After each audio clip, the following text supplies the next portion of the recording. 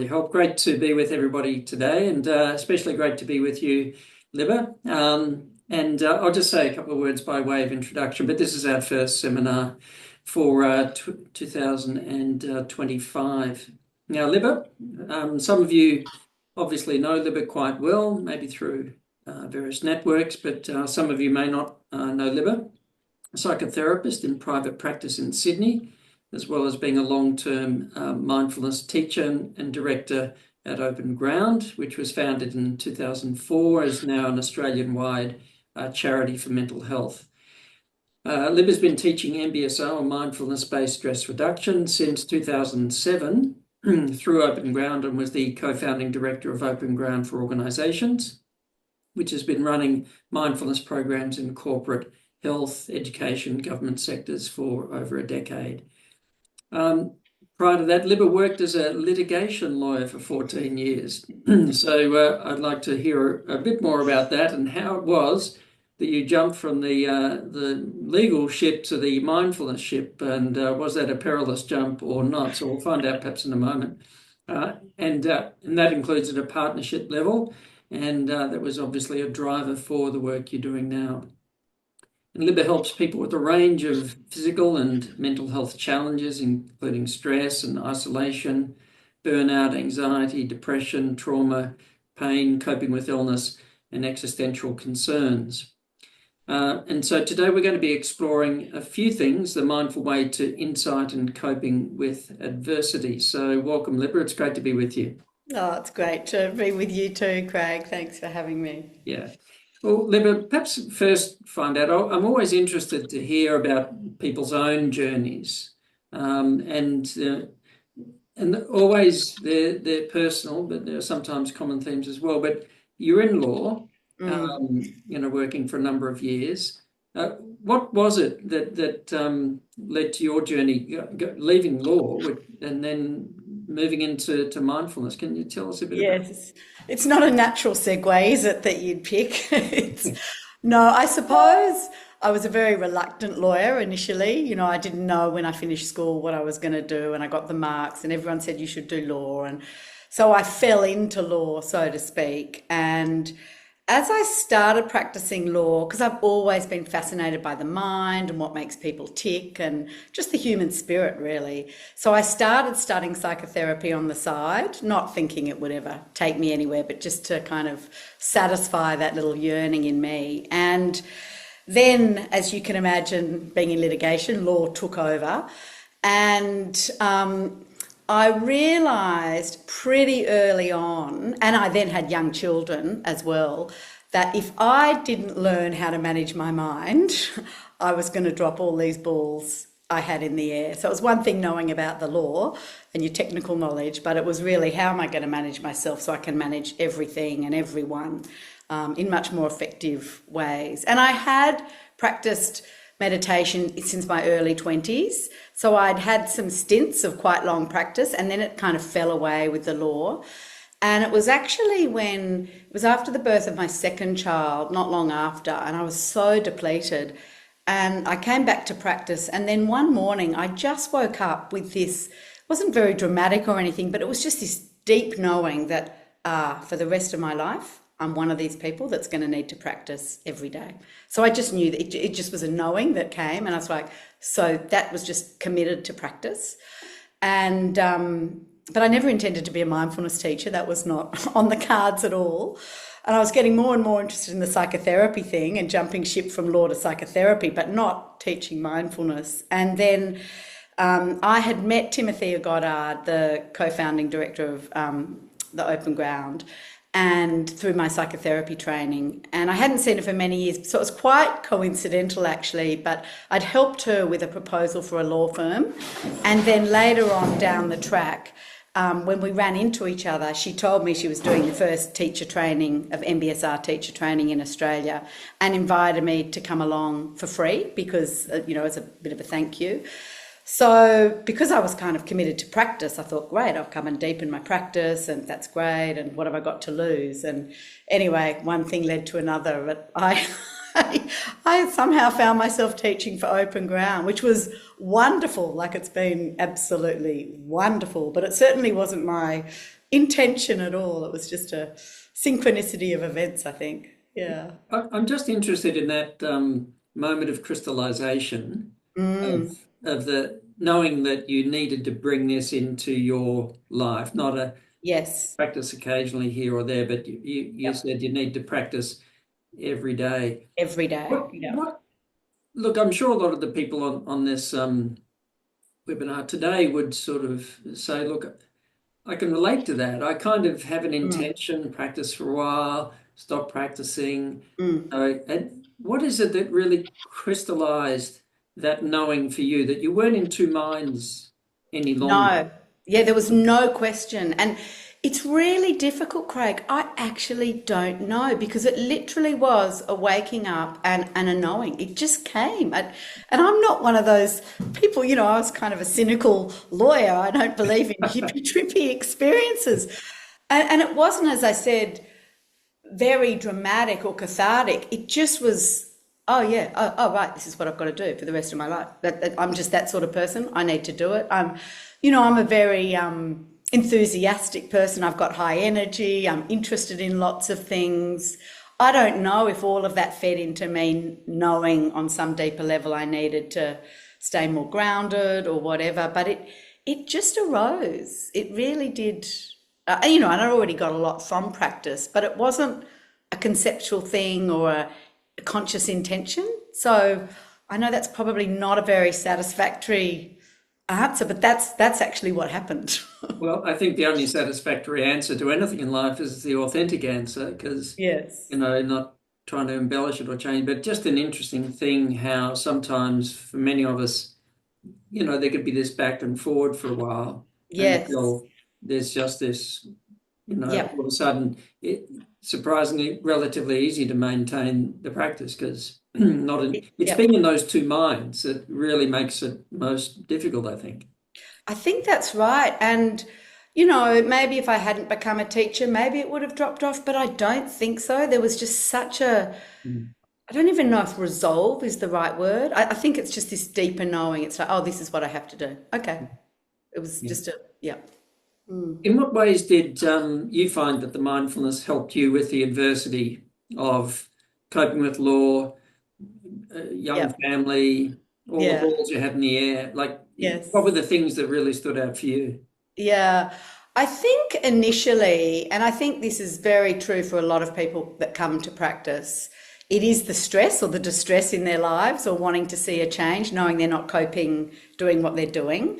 And certainly for me, I just knew how upregulated I was becoming, and then that was affecting my ability, not only to do my work, but more also I was engaging with the kids. Like they're young and it's such a precious time, and really wanting to enjoy and savor that and not be dominated by my to-do list. And so I could really see that this practice really offered me something much more than but just stress management, but also that I was actually going to be able to live life in a much more satisfying, engaging way. Do you know what I mean? With my interactions with others. Yeah. It's not an uncommon thing that when people start practicing mindfulness, they realize you can be physically present at home, but mentally Yes. still at work. And I'm sure Yes. if we have any kind of work that really does move us emotionally, then chances are when we're physically home, we could still be mentally at work or going on to the next day Absolutely. at work. So that sort of sense of really being present, Yeah. paying attention, engaging with your kids at the time and so on. That's one of the things that people will often notice that Yeah. changes for them. And there's all those delicious little moments with little people, that you just lose if you're trapped, all caught up with work or whatever, and it just goes and they're gone soon. So, Yeah, it's just, yeah, yeah, just kind of miss it. And yeah. now, in you became a teacher. Hmm. Was there a moment when, like, how do you know if you're ever ready to be a teacher? Was there kind of like, because many people feel a sense of trepidation about stepping into that sort of role, and was it Yeah. something you couldn't help yourself from doing, or was it something that you kind of reached the point that you knew? How did it unfold for you? Yeah, I mean, I don't know if you ever know if you're ever ready. It's a bit like parenting. Are you ever ready to have a child? You find yourself in it and all of a sudden just moving right Exactly. through. Exactly. So again, I don't think I actually made a conscious decision, so to speak. And actually, it was Tim who approached me and said, "Well, would you like to teach for Open Ground?" But there was what I did realize through the teacher training, which was brilliant, was just what this could offer other people. And initially, I was really thinking about lawyers because I'd seen, and I know, lawyers get a bad rap, but there's so many good people that kind of go down the gurgler, or there's substance abuse, or, yeah, just because of all sorts of conditions. So I really initially was like, God, I'd love to give this to my profession in some way, somehow get it in there.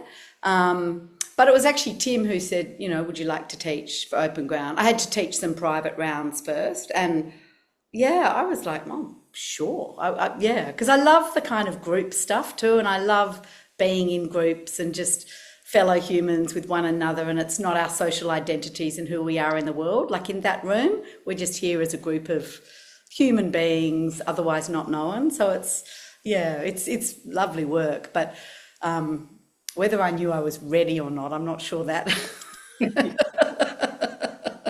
Most of us don't know that we're ready for anything really, but life No, just happens to us no. as we go along. You Yeah. practiced in the early days, and quite possibly still do now, insight meditation. Yes. Can you tell us a little bit about that? Is that just basic mindfulness practice, but you highlight moments of insight, or is it something, a variation on the theme? Can you tell us what's insight meditation? Because I'm sure all of us would love a little bit more insight from time to time.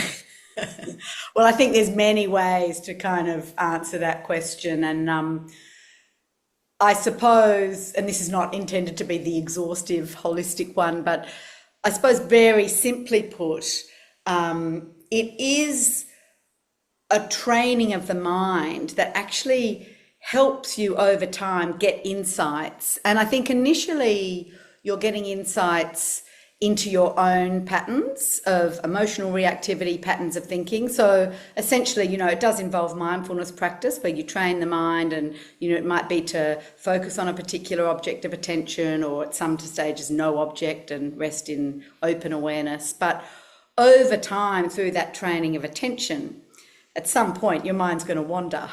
And often where our mind wanders is to our habits of mind. So it's really interesting because you start to see the nature of your own mind and the patterns of thinking, patterns of emotional reactivity. So I think this is where you start to develop a lot more self-awareness. And so there's more insight into your own patterns. So I think initially there's insights in that sense individually. But as you practice and as practice kind of deepens and matures, I think what's even more, I suppose, transformative or powerful is seeing insights into the nature of the human condition itself and the nature of experience itself, that it moves from the kind of the particular to the more universal, as one of my teachers says, and that this is what it's like to be a human being. This is incredibly powerful because then you can take things a lot less personally and you don't have to get so caught up. So it's quite liberating. Yes, and I take it that's not a play on word of your own name, liberating. But anyway, No, it's not. I'm sorry. I apologise to all our viewers today. It's a dad joke. I really didn't mean it. I can't help myself from punning from time to time. But I was going to share, a couple of perhaps examples, one personal, one from somebody doing a mindfulness course I was running. I'll share that one first. High-performing professional woman, had anxiety for quite a long, stress, for years and so on. Interested to do a mindfulness course to see if it would help. And week by week, doing the formal practice and practicing being mindful and present and curious and noticing in day-to-day life. And anxiety and stress abated to some extent, but it was still sort of there in the background. But about, I think it might have been 5 weeks into the program, and you're having a review of how are you going, what are you noticing during the week? And she spoke up and she had a very interesting experience.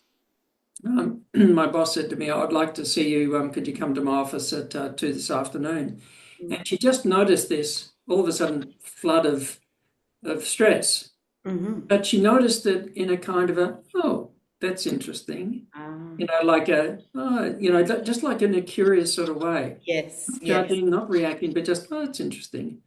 And and she said, I saw a thought that I had never seen before.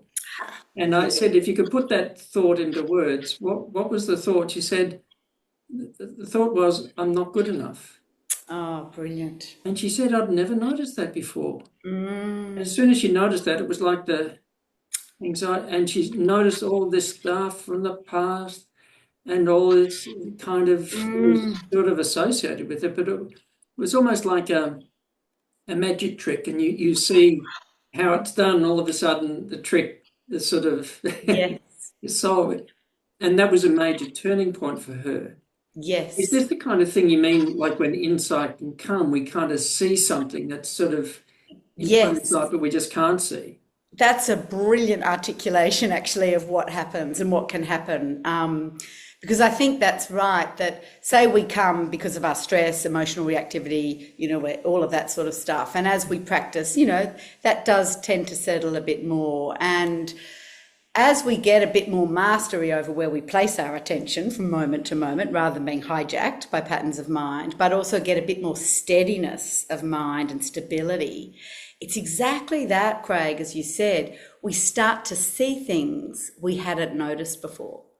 And there's spaces open up where we can make little connections or linkages. And then as soon as we see those things, once we become aware of them, we have a choice, don't we? Do we grab hold of that, stick to it, or can we just let it go? Like it sounded like for this woman, it kind of lost its charge or its hold on her. And so, there is this saying that there's what arises, which is often outside our control, but how we choose to meet what arises, this is something we have choice over. And that seeing is what you're talking about. We start to see things we hadn't noticed before. And, as the mind quietens, we can start to see more and more and more. So I think that's a beautiful articulation of how it unfolds. Yeah. And it seemed an important part of it was just the watching, just the observing, just Yes. kind of a curiosity, just looking, Yes. rather than, a mental analysis. What's wrong with me? Why do I do this? When's it going to Yes. it actually seemed quite free of that. Yes. And it seems that may be an important part of the insight as well, is just dropping all the overthinking, the mental analysis, which often just puts layer upon layer into the... Absolutely. Yeah. Because again, you point out two really important things. One is what we pay attention to, but the qualities, like the presence, the curiosity, the open-mindedness, as opposed to the judgment, the evaluating. And, as we both probably know through our own practice and through teaching, it's really difficult, actually, because in this society we're so conditioned, or thinking is so privileged, I think. And so it's very easy to get attached to our thinking. So there's what happens, and then all of a sudden there's the thought that carries us away, and we go off with the commentary about what's happened.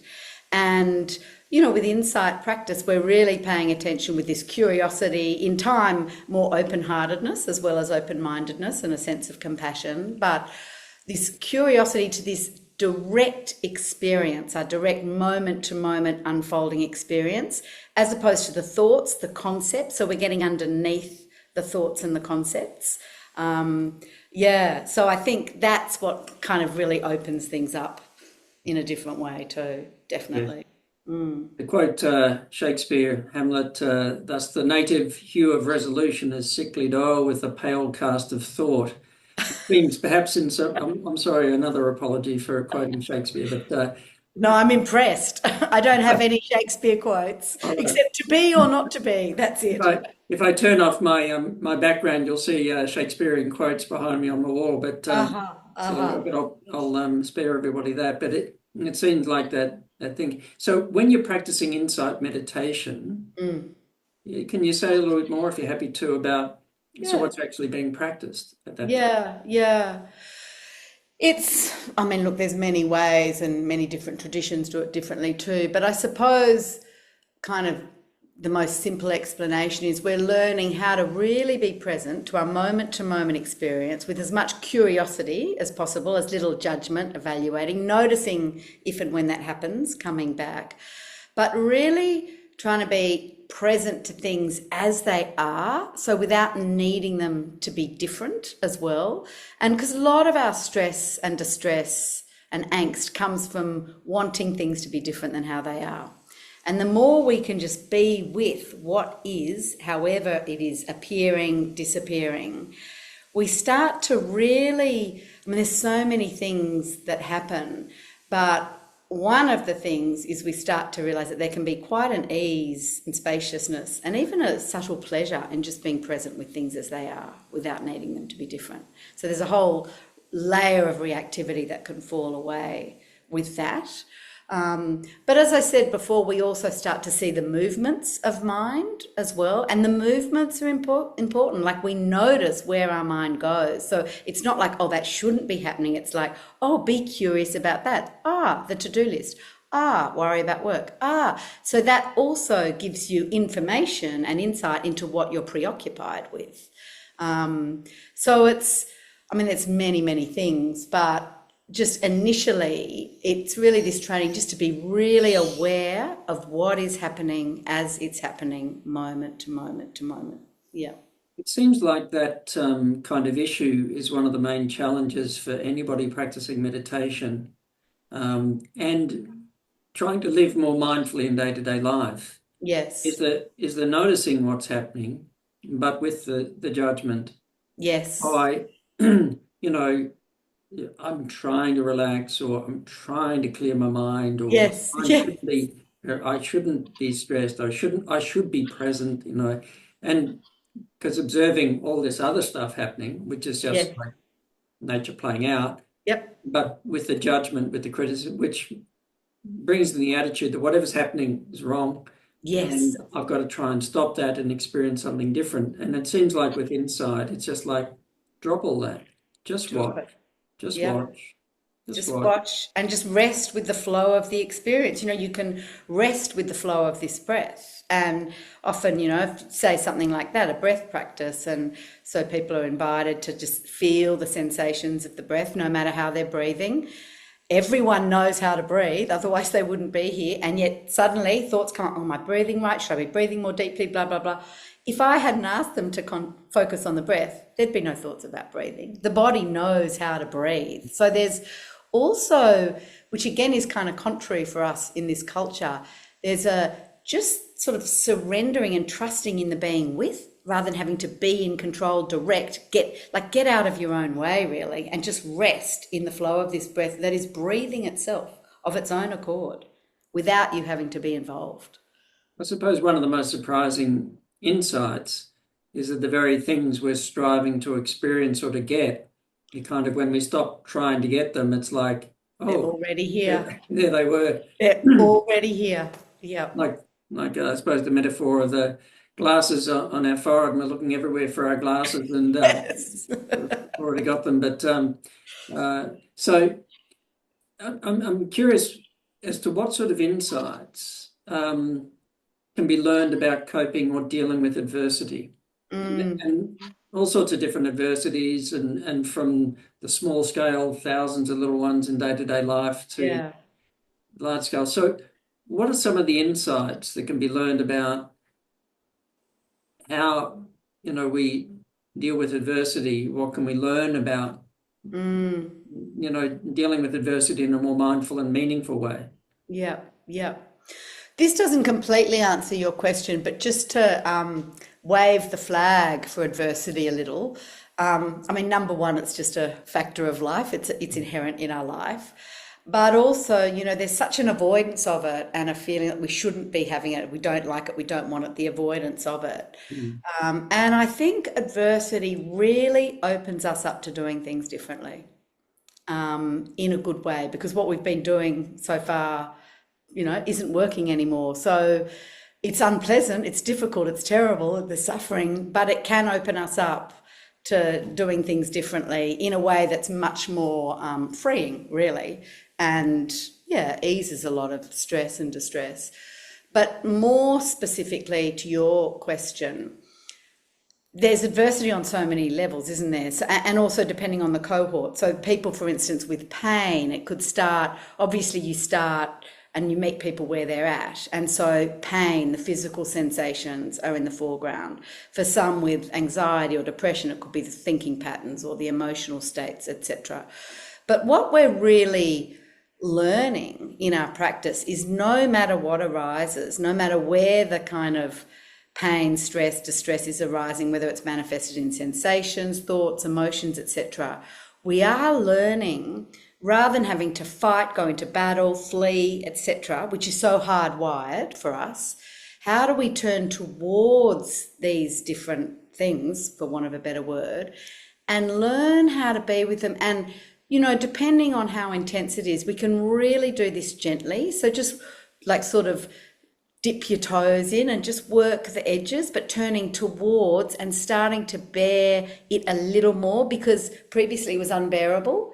And that's when we go off into we get hijacked by our patterns of reactivity and, you know, freak out, panic, get, you know, things flare up. But the more we can learn to turn towards and start to be with unpleasant experience in less reactive ways, the more I think we start to, our window of tolerance gently expands. So we become less reactive and we can bear a wider breadth of experience, I suppose, which is what then makes us, you know, more resilient. We tolerate a lot more than we could with a lot less reactivity and more curiosity. And so I think it's got such a lot to offer.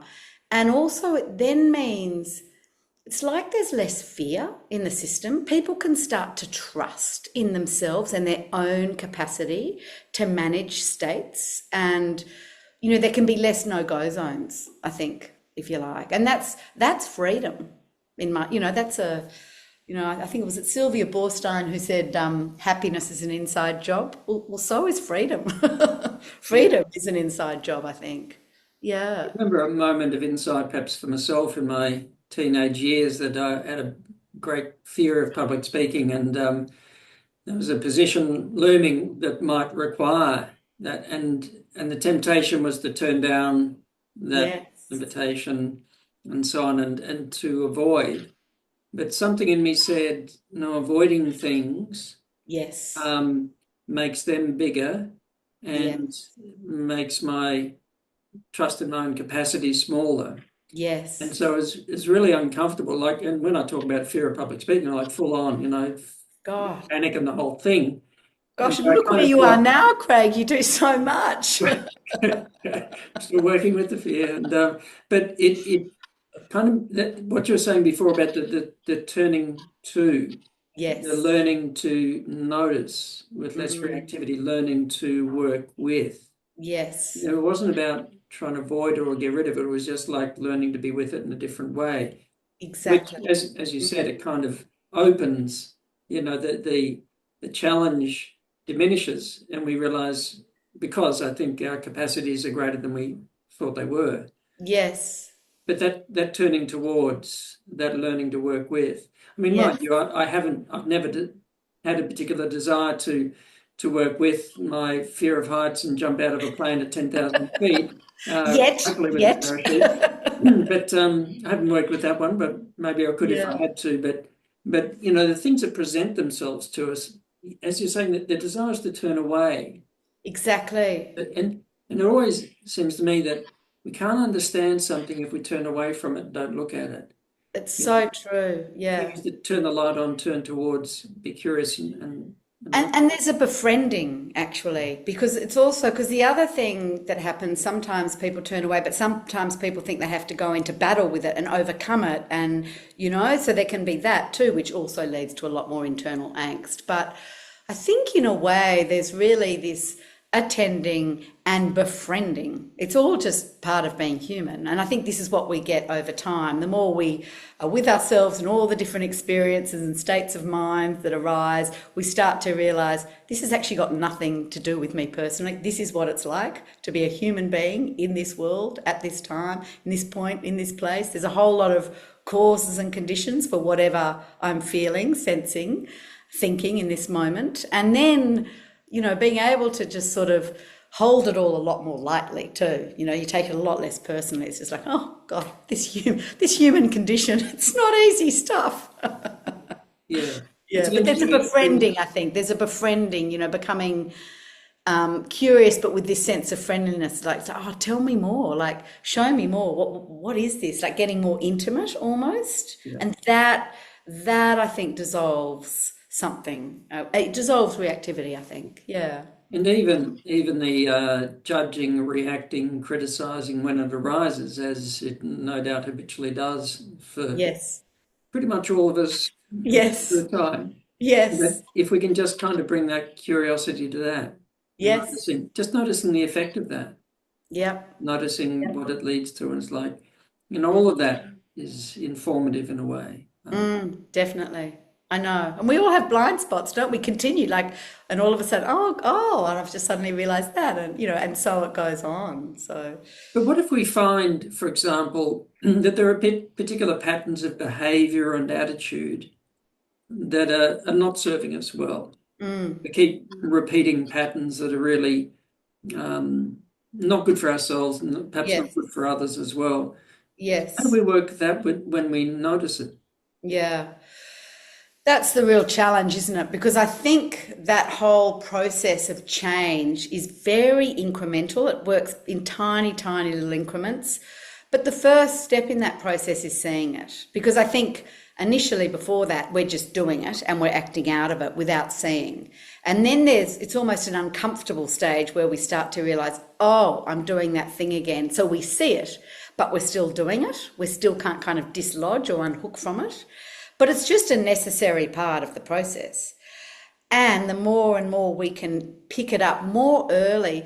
And I think this is something actually about mindfulness training. People often think about the mind as if it's just the brain, but the mind is embodied. So we're also, as you know, this is really starting to get to know the nature of our minds in terms of our bodies and sensations, and we can pick up cues earlier at a subtler level that might be starting in the body. And as our attention gets deeper and more refined, if you can start to pick up those cues when they're, say, 3 out of 10 as opposed to a 10 out of 10, you've got a lot more bandwidth to be able to interrupt that pattern.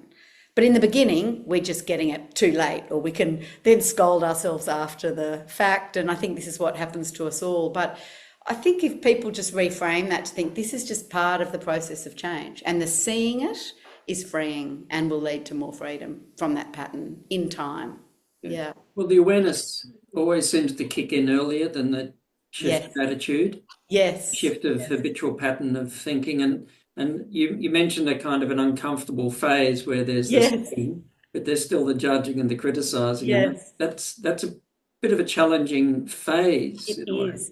It is. I know, because we're not very patient with ourselves either. Because once we see it, it's like, oh well, I'm still doing that. So in a way, we're still locked into a way of scolding ourselves and still not being curious or accepting or allowing or, you know. But what to do? It's kind of an inevitable phase, I think, because of the way we've been conditioned. Yeah. So is part of the teaching that you, in a sense, you're modeling the curiosity, you're modeling the non-judging, even I if hope something so. has happened and I got really frustrated with myself. Oh, can you say a little bit about that? Oh, it's just what's wrong with you, etc. So what's Yes. the effect of that internal dialogue about, so is it in a way you're modeling in the teaching that curiosity, that gentleness, that non-judgmental attitude? Yeah, I certainly hope so. I hope that's what's happening, that I'm, you know, there's a degree of embodiment of it. But I am genuinely curious too, actually. It's interesting. The teaching is such a kind of parallel process or an extension of practice anyway, because just as you're trying to be curious about yourself and your own practice and be with whatever's arising in this kind of open-hearted, curious way. The same is true when we start a group. It's like, wow, okay, let's see where we go. You know, so I think there's a real parallel there, actually. Yeah. Yeah. Very good. Just briefly, and we're going to take some questions just in a couple of minutes. But we're both involved with a parliamentary mindfulness initiative. Yes. Yes. So coming up to must be coming up in a few months to 2 years, so a bit over 18 months ago. And Catherine Freeman was also involved with that, who's involved with our centre here at Monash. And I kind of think that possibly the toughest, I don't know, law's pretty tricky, medicine's pretty tricky, but I reckon being a mindful parliamentarian must be about the trickiest gig on the planet, because it's such an adversarial, such an intensely vulnerable, critical sort of, Yes. area. But after that launch up in Canberra, you were involved with running some mindfulness training for as a follow-on to that for the some of the staff and parliamentarians. Yeah, I don't know if you want to say anything about that, but it strikes me to be a very challenging area to be mindful. It was, I think, I mean, it was fascinating to get a glimpse into their lives. And I have a newfound respect for our politicians and how hard they work, actually. They're on all the time. And I think, as you say, it's the adversarial nature of Parliament means, I mean, it's a very stimulating place. So in one sense, it's very easy to be fully engaged and fully present in some parts of it. But what it's not very conducive for is the qualities of curiosity and compassion and open-heartedness, because that adversarial nature, it actually activates the threat system. And so once our threat system is activated, we kind of all go about protecting ourselves and our little patch. And, that adversarial nature, it's a bit like with the law, actually, in litigation. I did see parallels, because unfortunately, what happens is people then really get attached to their viewpoint, their policies, and they are hell-bent on picking holes and flaws in the other. So it's not very constructive, as opposed to being curious. It's like, oh, that's a good point, and how do we take a bit from that and a bit from that? And it doesn't work that way. And as you say, they're kind of watching their back all the time. So it's very difficult to be mindful. And I also think, because of the complexity of their work, the amount of their workload, the time pressures, the nature of it, the kind of irony of it all is it's even more important for them to somehow carve out space, because they are making policies that are affecting us all, our country, our world. So it's an issue, but it's difficult. It's really difficult, I think. It is challenging. Yeah. So this is, of course, part of the worldwide movement in bringing, or attempting to bring more mindfulness into Parliament, and I hope to see that work go further. Now, so there will be no doubt some questions that some of our viewers would like to put to Libba. Libba, you up for a couple of questions? Yeah, go for it. Yep, sure. Do I have to, will you let me know, Jess, or do I need to? I can read these out to you. Yeah. Carry on the conversation. So I've got one here from Rowan. It's a great question, actually. From a psychotherapy perspective, can you speak to why we can, on one hand, hate feeling anxious, but also sometimes oddly enjoy it? He's likened this to how some people can be addicted to chaos. Oh, Rowan, I'd love to answer that with a question rather than an answer, as is the psychotherapist's way, because I am curious about that and what it's like for you, because I suppose everyone experiences these things individually. So I don't think there's a kind of blanket answer. But one thing I would say is that often, is the pleasure or something because it's familiar? It's sort of like, this old jumper and you can put it on and you know how it fits. Is that I'm not sure if that's what he's getting at. And if that sufficiently answers his question, but often it could be because that's a very known way of being and there's something very familiar about it. So on some level, it's comforting. You know yourself in that, if that makes sense. I sometimes wonder too, perhaps on this question as well, whether sometimes when people are energized, engaged, very responsive, sometimes thinking of it as stress, but they're not actually stressed, they're just fully energized.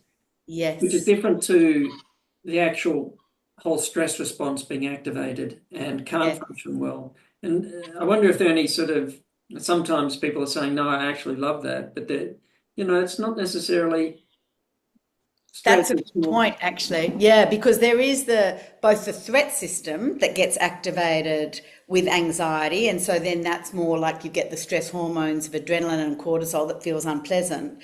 But another upregulation of the nervous system, but more positively flavoured, is the drive system. So when you're powering through, you're interested, you're accomplishment driven, etc., resource seeking, and that's much more pleasurable, and that's more like dopamine gets released, so that kind of feel good neurotransmitter. So it could be that that's at play too, definitely. Yeah, it's a really good point, Craig.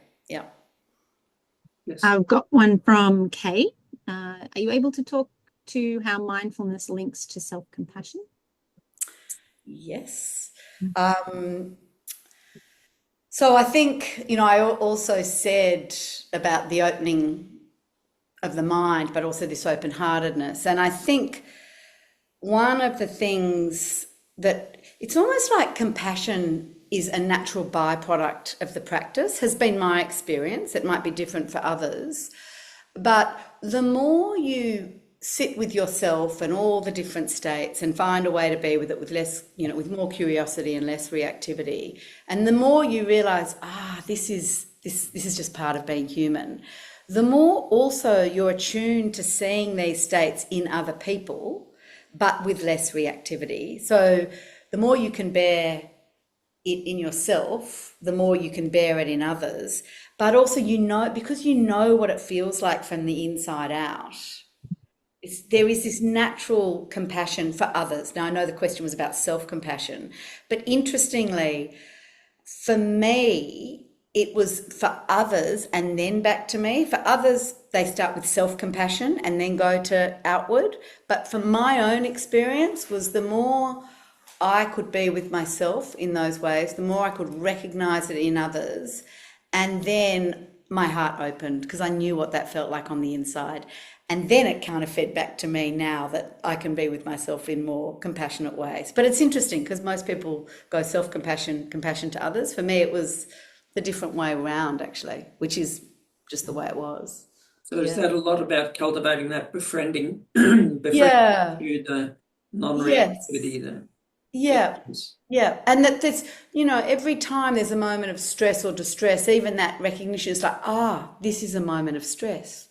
Oh, ouch, pang, feeling that and that sort of how to be like soothe yourself, like be your own best friend in your moment of distress, as opposed to kicking in with the boot, like, I should have done that. That's why, which only then activates the threat system as opposed to the soothing system. So I suppose kind of a more simpler explanation, actually, as we've kind of gone about this in a circuitous way, is that mindfulness practice does activate the soothing system, which is this much more befriending, compassionate way, of how you would be with your best friend. So I think that's a very natural byproduct of practice. This one may be a bit more practical. What would you say to someone who feels overwhelmed and struggles to find time to practice mindfulness? Yes. I think everyone struggles to find time, and this is probably not music to your ears, but having to make time, actually. And if you're really struggling, and start small, carve out a little bit of time and maybe just commit, say, to 5 minutes a day for 1 week and see what it offers you. But it's very easy to be carried away by the overwhelm, but unless that will continue unless you do something differently. So I really get it, and this is, rife in today's society, actually. But it's, and but the other thing is people are using social media a lot, aren't they? So often I hear people, I don't have time, but then they're on their phones for half an hour or scrolling, or it's like, well, 5 minutes of practice would probably make you feel a lot better than half an hour on Insta. But, each to their own, so be it. It's the way of this world. I just need another couple of hours of scrolling my phone each day. That's right. Be all right. I just can't. Yeah. It like what you're saying before, at the moment of crystallization, you recognize you need it. All of a sudden, when there's that clarity of your mind that it's actually needed, you find the time, you make the time. Yep. And it's just there's a whole thing that falls away from it. It's just it's like, I just got to do this. Done. It seems You know, like like people exercise now, whereas decades ago people didn't exercise like they do now. So I do think in time this will be seen as caring for your mind, just as there, you know, people now are really up for exercising and make time for that. So watch this space. I think we have time for just one more. There's quite a few in there. I will grab Emily's question here. She's asking, how do you think we straddle the line when working with high performers, for example, lawyers? A, by tapping into that high elite mindset, and B, balancing it with our common humanness. That's a very complex question. Can you repeat that? Yeah. So how do we straddle the line when working with high performers, tapping into that high elite mindset and also balancing it with our common humanness? I would say when that high elite mindset could include our humanness and must include our humanness, if it's probably a bit too simple an answer, but I don't think that they're mutually exclusive, actually. Yeah. And in making that a simple answer, you can have one more from Robin. Is mindfulness training being offered as an elective in pre-service teacher training? Well, this is actually as a means to support teacher well-being and the ripple effect. Mindfulness being walked into the classroom through a teacher's embedded practice, mindfulness being caught by the students. Oh, is this a question about training teachers to teach mindfulness? Yes. One thing I would say about that, and you know, including myself, we all do. People come and want to share mindfulness from very well-intentioned ways. If you want to offer mindfulness, I would have a very strong practice. So you're teaching from your lived experience, because I think that really changes how it's received. And kids who've got such a great barometer, I love it. They can tell when they're being taught a technique to get something as opposed to it being imparted in a different way. So I think anyone wanting to offer it, any teacher training you can do would be really good investment and will help you be much more effective in sharing it. Yeah. I don't know if that answers the question. I don't know if you've got anything to add with that, Craig, but... Well, I couldn't agree more that you know, it really is what we learn to bring back to ourselves, start with ourselves, and then if at some stage with others. But for a teacher, it's what's modelled. We're modelling, and be an example if we can, be a warning if we can't be an example. But this